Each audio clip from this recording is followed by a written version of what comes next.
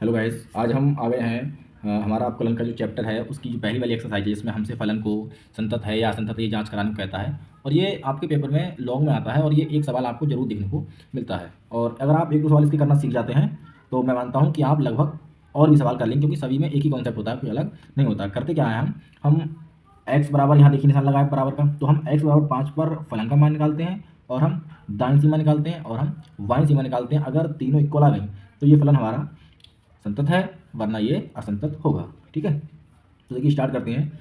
ये मैं वीडियो जो है ये मोबाइल ओपन नहीं हो पाता, इसका जो कैमरा है मुझे लगा हो गया, तो इसलिए कुछ लिख लिया था मैंने, तो अभी देखा है तो मैं आपको दिखा देता हूँ मैंने अभी कितना किया है। देखिए एक्स बराबर 5 पर हम एक्स बराबर 5 पे ही करना है हमारे, क्योंकि यहाँ पर 5 दे रखा है। दूसरा हम यहाँ देखिए कि बराबर का निशान केवल यहाँ लगा है, तो एक्स बराबर 5 पर हम फलन का मान चेक करते हैं कितना आता है। देखिए फलन हमारा ये रहा, एफ और एक्स की जगह हमने 5 लगा दिया बराबर। अब हमें एक्स बराबर 5 पर फलन ये लेना है, क्योंकि बराबर का निशान इसी के आगे लगा तो ये लेना है। तो एक्स की जगह हमने 5 लगा दिए और 4, तो हमारा यहाँ पर फलन का मान 1 आ गया। मतलब एक्स बराबर 5 पर फलन का मान 1 आ गया। देखिए अब हमारा यहाँ पर एक काम हो गया क्लियर।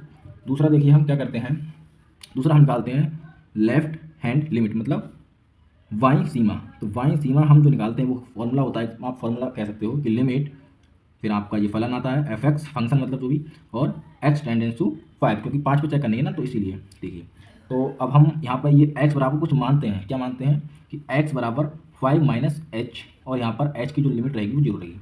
अब हमने एक्स बराबर 5 माइनस एच को माना, तो आप देखिए या तो आप इसके लॉजिक पर जाइए तो आपको समझ में आएगा, वरना आप इतना याद रखिए कि जब हम इस रेखा है, मान लो ये हमारा पॉइंट ओ है या पॉइंट जीरो है, तो जब आप जीरो से लेफ्ट साइड में जाओगे तो आपको कुछ ना कुछ घटता हुआ क्रम दिखाई पड़ेगा। मतलब आपको इधर जीरो से इधर के लिए सभी वैल्यू कुछ कम दिखाई पड़ती है, कम मिलती है, -1 और छोटा उससे -2 और छोटा उससे -3, इस तरीके से मतलब घट रहा है, इधर के लिए क्रम हमारा घट रहा है। तो हम निकाल ही रहे हैं लेफ्ट हैंड लिमिट, तो लेफ्ट हैंड लिमिट घटेगा तो घटेगा, तो हम क्या घटेगा हम कुछ नहीं कह सकते, हमने वो एच मान लिया कि एच घटेगा, एच घटेगा। ठीक है, जब हम निकालेंगे राइट हैंड लिमिट तो हम इधर को जाएंगे तो हम यहाँ पर प्लस कर देंगे, इतना ही इसमें अंतर होता है। तो देखिए लिमिट एफ, अब एक्स यहाँ पर था हमारा, ये देखिए तो एक्स की जगह हमने ये लगा दी वैल्यू जो हमने मानी है। ये आप फेयर का काम है, आप इधर करें आपकी इच्छा है। तो ये हमने लगा दी और लिमिट जो हमारी है वो एच की लिमिट अब जीरो तक हो गई। तो अब देखिए आप लिमिट यहाँ से मैं करता हूँ प्रॉपर इसके लिए, यहाँ से आगे का देखिए limit h tends to zero. अब ये वाली वैल्यू हमें किसी एक फलन में पुट करना है। अब फलन हम ये लें या फिर ए लें, हमारे पास तो दो फलन है, हम कौन सा फलन लें। तो देखिए जब आप 5 से एच घटाओगे तो इतना तो क्लियर है कि 5 से एच जब घटेगा तो ये 5 नहीं रहेगा बल्कि कुछ कम हो जाएगा। मतलब जो x की वैल्यू है वो 5 से कम हो जाएगी, मतलब x की वैल्यू 5 से ज़्यादा हो जाएगी और x यहाँ पर हमारा कम आ गया। जैसे देखिए x की अभी मान लो 5 है, तो हमने अगर इस 5 से h घटा दिया तो ये वैल्यू कम होगी नहीं होगी। तो जब ये वैल्यू कम होगी तो आप यहाँ पर देखिए कि वैल्यू कम हमारी कौन से में, तो वैल्यू कम देखिए x की जो वैल्यू है वो यहाँ पर हमें फॉलो कर रही है, क्योंकि x की वैल्यू 5 से छोटी है और यहाँ पर हमें बताना है कि x की वैल्यू 5 से छोटी हो जाएगी। तो ये बात हमारी सत्य हो गई। तो इस कारण से हम ये वाला फलन लेंगे जो कि है 5x माइनस 24।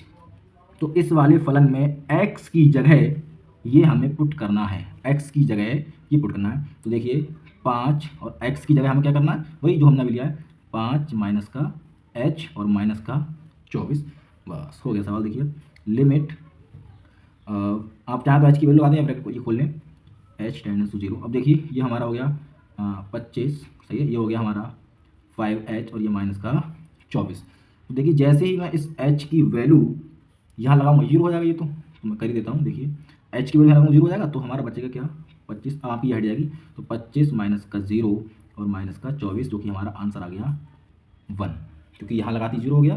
तो हमारी जो लेफ्ट हैंड लिमिट आई वो हमारे 1 के इक्वल आई है। अब हमें निकालना है राइट हैंड लिमिट। अभी तक हमने दो चीज़ निकाल ली, फलन निकाल लिया, फलन का मान मतलब, और एक हमने बाईं सीमा निकाल ली, जो कि हमारी दोनों ही इक्वल आई है। बस तीसरी और इक्वल आ जाए और हमारा जो फलन है ये हमारा संतत फलन कहलाएगा। तो तीसरी के लिए हम यहाँ पर लिखते हैं RH राइट हैंड लिमिट। तो उसके लिए भी सेम फॉर्मूला होता है, बस वही सब स्टेप होते हैं। देखिए आप क्या लिखते हैं, हम इसके लिए भी कुछ चेंज नहीं करेंगे, हम वही लिखेंगे limit x tends to zero, ठीक है, और आपका fx बराबर लगाइए। अब ये मैंने बताया था कि जब हम जाएंगे राइट हैंड साइड में तो हम जो है यहाँ प्लस कर देंगे। तो अब हम मानेंगे माना x बराबर 5 प्लस h, और यहाँ पर जो आपका h टेंडेंस होगा ये आप लिख के दिखा दीजिए साइड में, अच्छा रहता है। ठीक है, और इस पर हमने फलन क्या लिया आप लिख के दिखा सकते हैं। फलन भी हमने जो इस पर लिया था वो हमने ये लिया था 5x माइनस का 24, इसके लिए हमने फलन ये वाला यूज़ अभी किया था। अब इसके लिए फलन हम ये वाला यूज़ करेंगे, क्योंकि मैं बताता हूँ। देखिए, जब आप एच जो है ये 5 में जोड़ रहे हैं, तो एच जब 5 में जोड़ोगे तो एक्स की वैल्यू कुछ बड़ी आएगी। तो जब बड़ी वैल्यू आएगी तो बड़ी वैल्यू यहीं पर तो आ ही रही है। देखिए आप, या इक्वल आ रही है, बड़ी आ रही है, तो इस कारण हम फलन अब ये वाला लेंगे। अब लिख दीजिए यहाँ पर चाहे तो एफ एक्स जो हम यहाँ पर ले रहे हैं वो एक्स माइनस का 4 ले रहे हैं। आप इसे लिख के दिखा सकते हैं, ठीक है।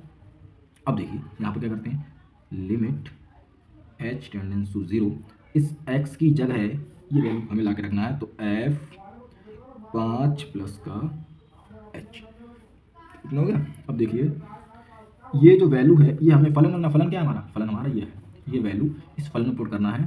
तो लिमिट एच टेंडेंस टू 0, फलन में पुट करना है, तो x की जगह इसे रखना है। तो x की जगह इसे रखने का मतलब हो गया कि 5 प्लस का h ब्रैकेट में और ये माइनस का 4 चल रहा है। अब आप देखिए अगर मैं h की यहाँ पर लिमिट लगाता हूँ, मतलब वैल्यू पुट करता हूँ, तो यहाँ पर 5 बचेगा और यहाँ h की जगह ये 0 आ जाएगा, माइनस का 4 बचेगा, बराबर में आंसर 1 आ जाएगा। देखिए हमने तीनों चीज़ें यहाँ पर निकाल ली हैं और हमारा फलन का मान और दाईं सीमा और बाईं सीमा मतलब जो भी तीनों हमारी इक्वल आई है तो हम लिखेंगे अतः